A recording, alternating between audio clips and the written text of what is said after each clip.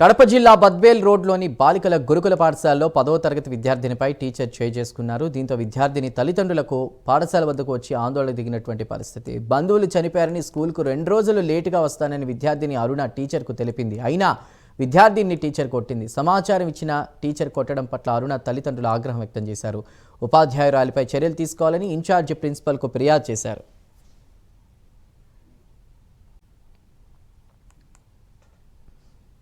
జ్వరాలు వచ్చినా కానీ పట్టించుకోవడంలా బద్వేల్ నియోజకవర్గంలో గురుకులం పాఠశాలలో ఈడ ఎవరు ప్రిన్సిపాల్ లేదు, ఈడ దిక్కు లేరు పిల్లలకు. దయచేసి ఈడ వసతులు కల్పించాలని నేను కోరుకునేది ఒకటే సార్.